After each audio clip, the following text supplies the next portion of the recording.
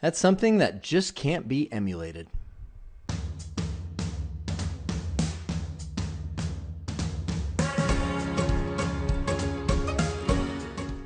By the time we're done here, we will make a case for investing in a physical Cisco lab environment. And know that I'm not just trying to be a jerk and be like, the only way you can learn Cisco is by buying equipment or else you won't. It's not true. It's not true. You can learn Cisco in a simulated or an emulated environment.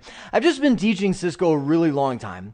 I've seen a lot of students, and I know the ones that have the gear have something happen that just makes a lot of things click a little sooner. So my goal is not just to be like, here's why you want to buy, and I know that's what's on the screen is here's why you want to buy a physical lab, but it's more so I want to show if you don't have a physical lab, here's some of the things that you'll want to fill in, and I want to end this video by talking about the best simulator that I think can get you almost there if you don't have the physical equipment. So more on that in just a second.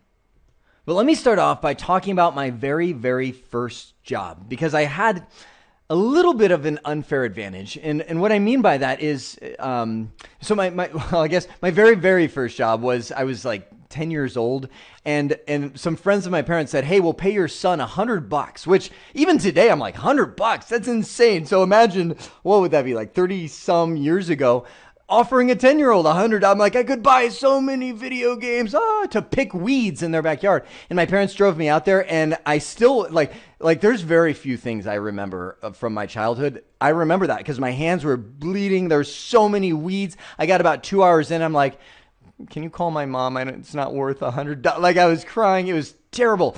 So my very, very next first job was network cabling. I was like 13 years old. I can't even remember who it was. He's like, hey, I need a second pair of hands. Can you come along? And I remember doing it. Again, I don't remember too much about it. I was like, I have no idea what I'm doing. I'm just moving this wire through the wall. There you go. Ta-da, I got my $20. The reason I say that is later on, when it came back, and I got into the network world, something clicked for me where I'm like, okay, that's what I was doing. It didn't make sense at the time, but running cable did something where I started like, okay, so that all makes sense, right? Because what a lot of people don't realize is there's something known as the curse of knowledge. It's actually documented in books. I didn't just make this up. The curse of knowledge means that when you learn something, it's then easy to you, and it's really hard to understand somebody not understanding it. I mean, think about your kids. They do something dumb. You're like, like, what were you thinking? Well, they were thinking the best that they knew how, most of the time anyway. And they just didn't have the experience that you did. For you, it's so simple. It's so hard to know what it's like to not know what it's like to add. Right? To multiply, to divide. It's just, that's known as the curse of knowledge. So a lot of people, when they get into network cabling, when they get into physical hardware, they're kind of like, you just kind of get it because it's all evaporated in there. I taught Cisco in the live classroom environment for probably 5 years before I started doing the online environment. And I got to see student after student that was just staring at the device going, okay, now, that's a switch, right? Because it has a lot of ports on it. That's a router, right? And so I'm so blessed to be able to take that in here. That's what I'm talking about is there's a gap that you have. You can see the icon on the screen of the switch and the router, but there's something when you actually look at the device. I mean, look with me right here. I know. I've got my kids decorated this whole thing. But if you look, this is a switch. This is a router. Big difference between the two. That's something that you have to experience for yourself because there is something magical when you cable your first connection, when you set up your home network. And I haven't even gone there yet. I've just been talking about seeing the gear. The best thing that you can do is take one of those routers, take one of those switches and set up your home network for this. Oh my goodness. Can I show you something? Look at this. You see this? I don't know if you can see it. I'm way over here. This is a webcam. I literally pulled this out of the box. I still have the anchors in the wrapper, in the plastic, because we're setting up video surveillance for our kids so that we can watch them when we get there.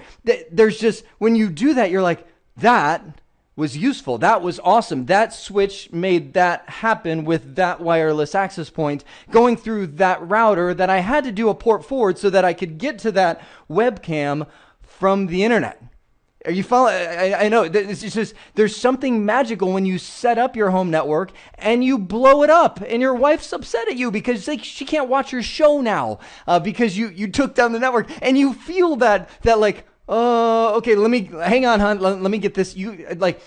You feel that stress because you know what? That's going to happen. It's like the Matrix, Neo, he falls the first time. It happens to everybody. You're going to cause a network outage. You're going to feel that stress in the real world. So why not do it with someone you're committed to the rest of your life so that they won't fire you, at least hopefully not. So that's the kind of experience that I'm talking about. And I would be remiss if I didn't mention the CBT Nuggets IT Expert Cabling Series. This was a series I created because of this need. So there's not just the physical gear, but there's a whole realm of cabling. And what I did was I created a series where we walked into a brand new building and we cabled it from the ground up, mounted racks, UPS power supplies, everything. So if you're really wanting to dive into that world, which is a great entry point if you're looking for a job, there's a lot of opportunity there. You might check out that series. The last few things that I'm going to mention, my one warning right here, buy only what you need, not the dream network. And this isn't even the dream network. The reason I'm saying that is I had a student, this was back when I was teaching in the classroom environment. I've been proclaiming this, set up a home lab for decades, literally, when people are getting into the Cisco world. And I was talking to this guy, we'll call him Rex. And I was talking to Rex, and I was like, you got to do this. He came back actually 2 weeks later. He's like, let me just show you a picture of my home lab. I'm like, yeah. And he shows me, and it literally is a rack of equipment. I mean, like, not even, it was way more than that, just stocked full of Cisco gear. And he's like, I took out a student loan to get this stuff. And I'm like, that's awesome. What are you going to do with that, Rex? And he's like, I don't know. I'm just, I'm building the lab. And I'm like I feel terrible because I'm like, oh my, and because I know he's not going to use that much stuff. I'm going to show you in this skill exactly what to get. It's small. Don't take out if you're taking out a student loan, you've gone too far. Let me show you my original stuff. Now, this was back in the 1990s, late 90s. I bought, and this, even back then it was old, a Catalyst 1924. I bought a few of these. These were 10 megabit per second switches. I had Cisco 2501s, which, by the way, this was before Ethernet was a thing, like normal Ethernet, that wasn't using thin net and thick net connectors. So I had to buy these little transceivers that converted the thin net connector over to RJ. I mean, that's the kind of era that we're talking about. And these things were, I mean, back then, $200-ish. This one was the killer one because this one had two thin net, which you could convert to Ethernet connections. This was in the range of $400. And that's why I'm like, oh my goodness, guys, you got to listen to me because you can build a whole lab, like all this stuff. Hang on, let me show you. So look at this stuff. My lights are kind of dim, sorry. But lots of stuff, lots of routers, lots of switches. And I ended up putting all that together. I must have paid maybe $200, $300, which was the price of what I would buy one router for back in the day. There's tons of lab equipment. And I'm getting ahead of myself. So last thing, I promised that I would mention the platform that you can use if you can't get physical gear. And again, there's 1,000 reasons for that. I'm going to write it in nice big letters.